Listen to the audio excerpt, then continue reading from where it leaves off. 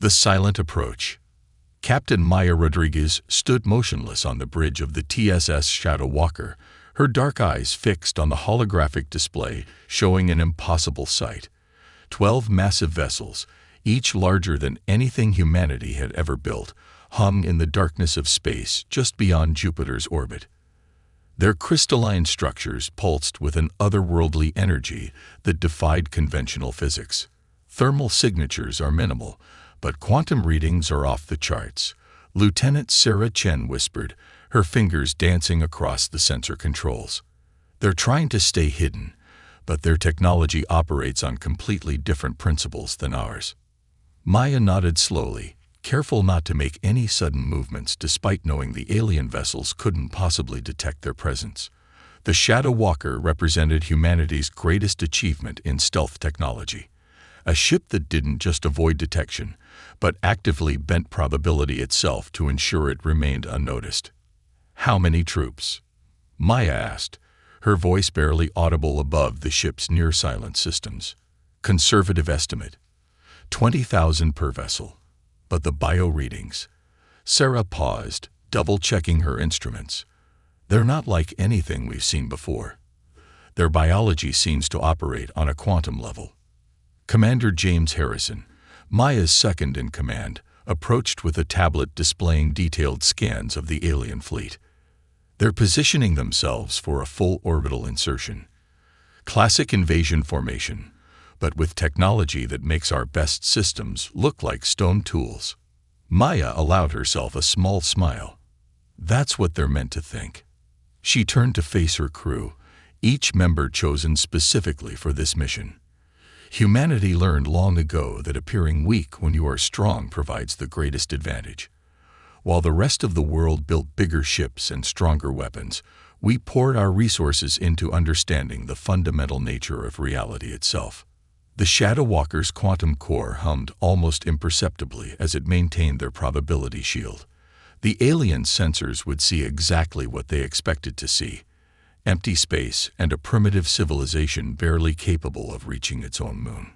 "Send the data back to command," Maya ordered. "But first, let's get a little closer. I want to know exactly what we're dealing with." The ship moved forward, its advanced systems automatically adjusting their quantum state to match the background radiation of space. As they drew nearer to the alien fleet, the true scale of the vessels became apparent.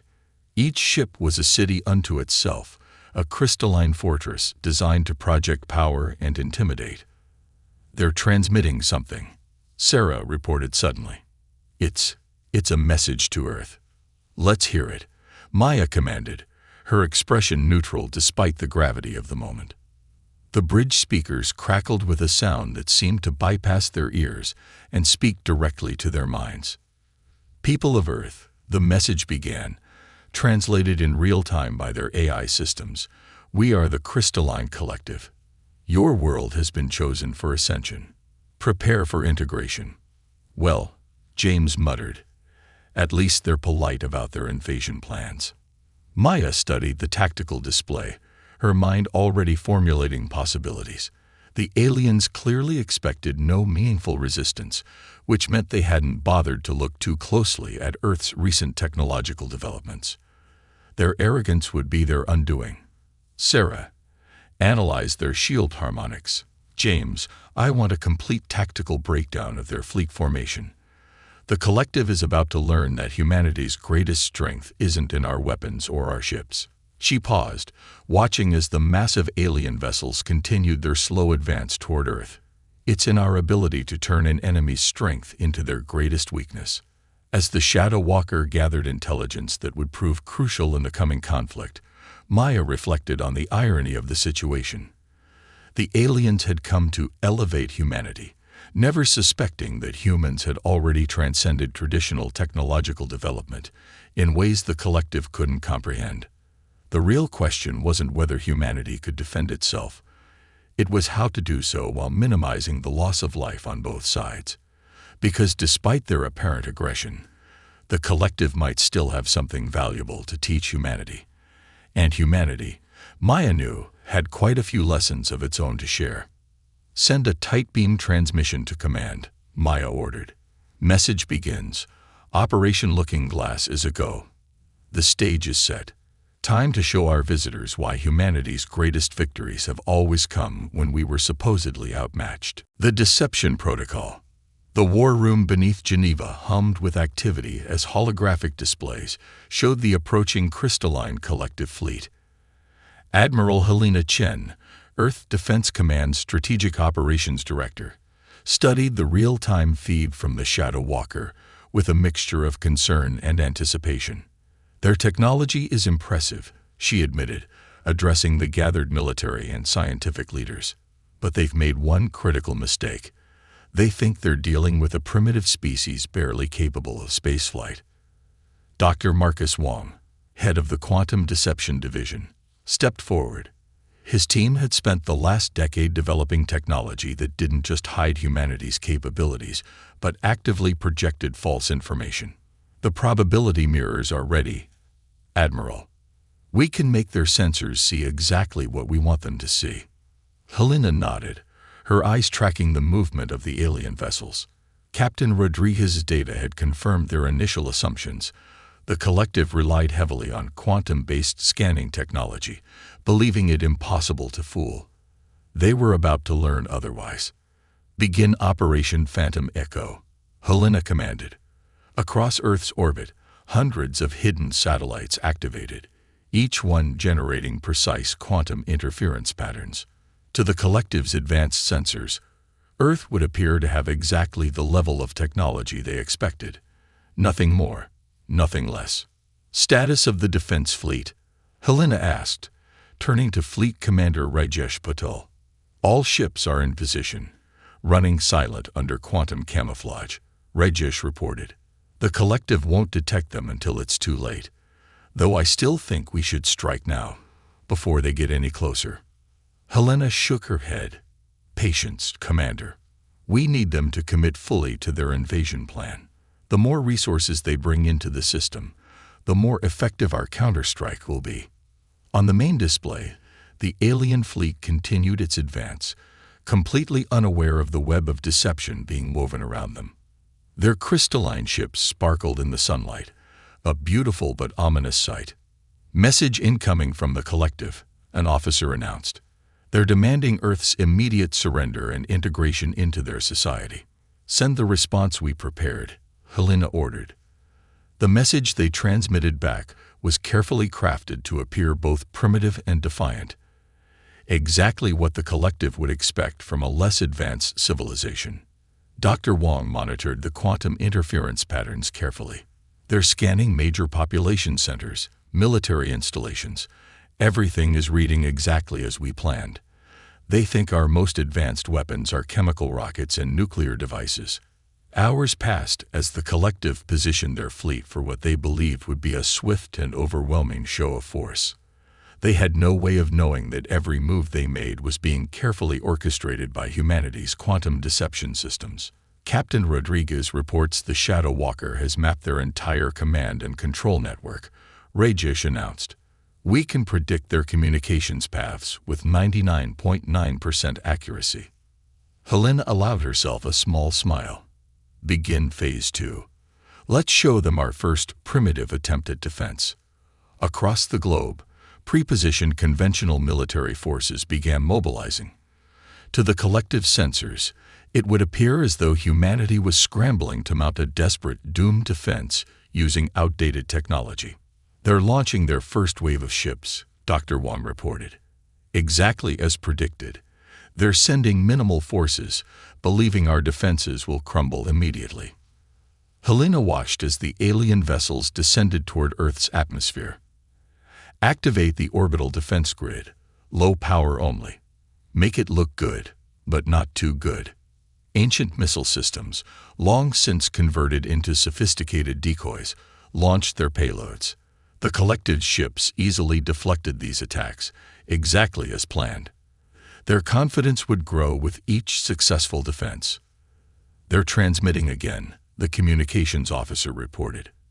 They're offering us one last chance to surrender peacefully, saying they don't wish to harm such a primitive species unnecessarily. The war room filled with knowing smiles. The collective's patronizing tone revealed just how completely they had fallen for humanity's deception. They genuinely believed they were dealing with a helpless civilization. "Signal the Shadow Walker," Helena commanded. "Tell Captain Rodriguez to proceed with Phase 3. It's time to begin closing the trap." As the orders were transmitted, Helena reflected on the irony of the situation. The collective had come to Earth believing they would find an easily conquered world. Instead, they had walked into one of the most sophisticated military deceptions ever conceived. "How long until they realize their mistake?" Rajesh asked quietly. Helena studied the tactical display, watching as the collective continued to position their forces exactly where humanity wanted them. "By the time they figure it out," she replied, "it will be far too late. Sometimes the greatest victory isn't in overwhelming your enemy with superior force. It's in letting them defeat themselves." Counter-strike. Supreme Commander Vix of the Crystalline Collective watched with satisfaction as his fleet's first wave descended through Earth's atmosphere. The primitive defenses had crumbled exactly as expected, their crude missiles and nuclear devices barely scratching the crystalline shields of his vessels. Final approach to New York City, his second-in-command reported. No significant resistance detected. "These humans are even more primitive than our initial scan suggested." Vix's crystalline form shimmered with pleasure. This would be the easiest integration yet. Begin the landing sequence. Prepare the quantum reformation beams. His orders were cut short by a sudden shift in the quantum field surrounding his fleet. For a moment, reality itself seemed to hiccup. Every sensor screen on his command ship went dark, then reactivated, showing something impossible. Where there had been empty space moments before, hundreds of human vessels now hung in perfect formation around his fleet. They weren't the primitive rockets his sensors had detected earlier. These ships seemed to bend light itself around their hulls, their quantum signatures unlike anything the collective had ever encountered. "Impossible," Vix whispered, his crystalline structure vibrating with shock. "Their technology. They couldn't have hidden this from us." Aboard the TS Prometheus, Admiral Helena Chen watched the collective's fleet with grim satisfaction. "All ships, execute protocol revelation. Let's show them what humanity is really capable of." The human fleet shifted in perfect synchronization, their quantum drives activating simultaneously. The space around them warped and twisted as reality itself bent to their will. The collective's supposedly impenetrable shields flickered as quantum interference patterns disrupted their crystalline structure. "They're attempting to regroup," Captain Rodriguez reported from the Shadow Walker, which had emerged from its stealth mode directly behind the collective's flagship. "Their communication networks are in chaos. They can't understand how we mask our true capabilities from their scans." Helena nodded, launched the Q drones. Thousands of small autonomous devices poured from the human ships. Unlike traditional weapons, these drones didn't attack the collective's vessels directly. Instead, they began generating precisely calculated quantum fields that turned the aliens' own technology against them.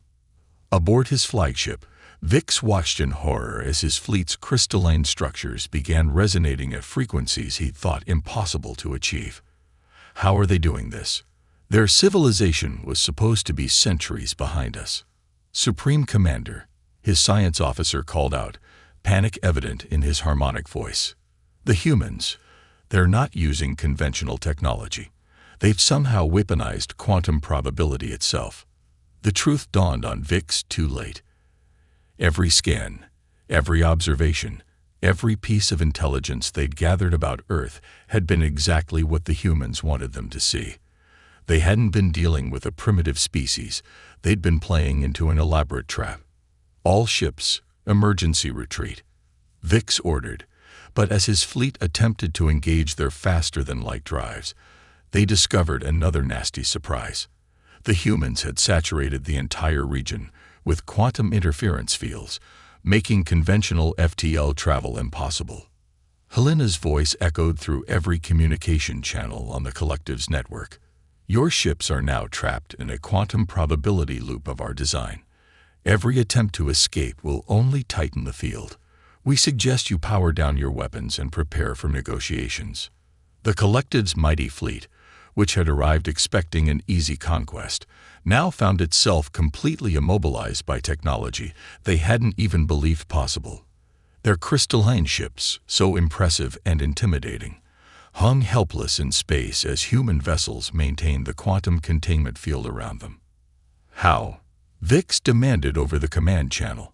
How did you develop this technology without us detecting it? Simple, Helena replied, allowing herself a small smile. While you were looking for bigger ships and stronger weapons, we took a different approach. We learned to manipulate the fabric of reality itself. Your mistake wasn't in underestimating our technology. It was in assuming we would develop it the same way you did. The battle, if it could even be called that, was over in less than an hour. Not a single shot had been fired, not a single life had been lost. The Crystalline Collective's invasion fleet had been defeated not by superior firepower, but by humanity's ability to think beyond conventional warfare. As the human fleet began the process of securing the alien vessels, Admiral Chen received a priority message from Earth Defense Command. The quantum signatures they detected from the Collective's ships suggested capabilities that could be revolutionary if properly understood. Perhaps this encounter, which had begun as an invasion, could lead to something far more interesting than conflict. Captain Rodriguez, Helena called out, "Prepare a boarding team. It's time to show the Collective that humanity's greatest strength isn't our technology. It's our ability to turn enemies into allies." The diplomatic dance. The Geneva Quantum Conference Center shimmered with an otherworldly light as human quantum field generators adapted to accommodate their crystalline guests. Supreme Commander Vix, along with his senior staff, sat across from the human delegation, their crystalline forms refracting light in complex patterns that betrayed their unease. Dr. Sarah Chen, now serving as humanity's chief diplomatic officer, studied the aliens with barely concealed fascination. Their crystalline biology wasn't just a technological choice. It was the result of millions of years of evolution along a completely different path than organic life. Your deception was comprehensive, Vix began, his voice resonating through the quantum translation field. We still cannot understand how you mask your true nature from our most sophisticated scans. Perhaps, Sarah replied carefully. That's because you were looking for the wrong things. You expected to find a civilization that developed along the same technological path as yours. Instead, you found one that took a different road entirely. Admiral Helena Chen, seated beside Sarah, nodded in agreement. Your civilization mastered crystal-based quantum computing. We chose to explore probability manipulation and reality engineering. Two paths to similar destinations. The Collected Science Officer, a complex crystalline structure named Zix, leaned forward. But your approach, it defies conventional physics. The way you bent probability itself to hide your fleet. Because we stopped thinking in terms of conventional physics, Dr. Marcus Wong interjected. He pulled up a holographic display showing the quantum probability fields that had trapped the Collective's fleet. We realized that reality is more negotiable than previously assumed. The diplomatic chamber hummed with energy as both sides began sharing technical information. What had started as a tense post-conflict negotiation was transforming into an enthusiastic exchange of ideas. The Collective's crystalline technology offered possibilities that human scientists had never considered, while humanity's probability manipulation techniques challenged everything the aliens thought they knew about physics. There is still the matter of your attempted invasion, Helena reminded them, bringing the conversation back to its serious purpose. Earth requires assurances this won't happen again. Vix's crystalline form dimmed slightly. A gesture the humans had learned indicated embarrassment. The Collective has never encountered a species that exceeded our expectations in this way. Our protocols for integration may need revision. Integration, Sarah mused, or perhaps cooperation instead. She activated another holographic display, this one showing the combined potential of human and collective technologies. Your crystalline computing matrices, combined with our probability manipulation fields, could revolutionize both our civilizations. The alien delegates vibrated in their equivalent of surprised murmurs as they studied the projections. The possibilities were staggering. Technologies that neither species could develop alone suddenly seemed within reach. You would share your knowledge with us?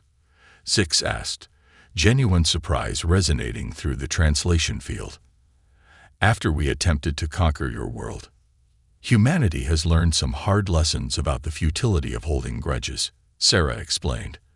We'd found that turning enemies into allies usually produces better results than prolonged conflict. The negotiations continued for hours, moving beyond simple peace treaties into discussions of joint research initiatives and cultural exchange programs. The collective's initial arrogance had been replaced by genuine respect, while humanity's defensive posture had softened into cautious optimism. There is one condition, Helena stated as they approached the final agreements. The collective must abandon its policy of forced integration. Every species has the right to develop along its own path. That's what makes the galaxy interesting. Vix's crystalline structure pulsed with colors that the translation system interpreted as thoughtful consideration. Perhaps that is why your species achieved what you did, because you were free to explore possibilities we never considered.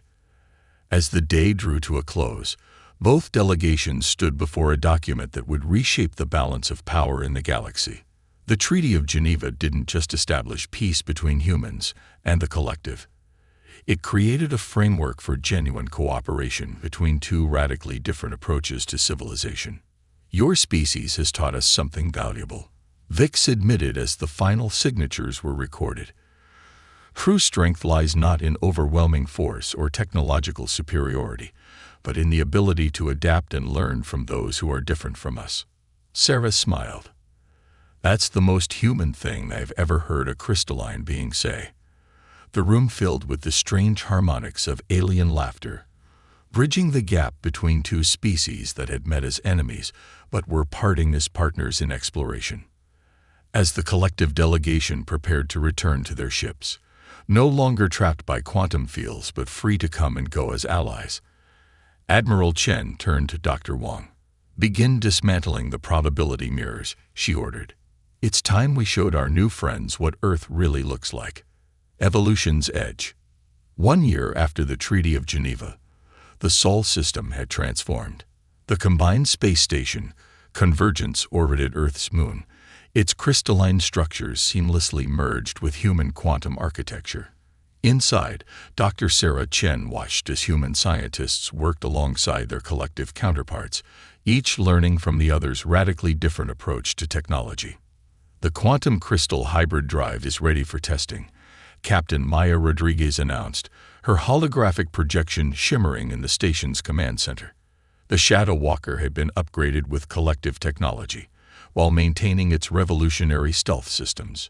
Who would have thought? Supreme Commander Vix mused, his crystalline form now comfortable in human spaces, that our attempt to conquer Earth would lead to the greatest technological revolution in collective history.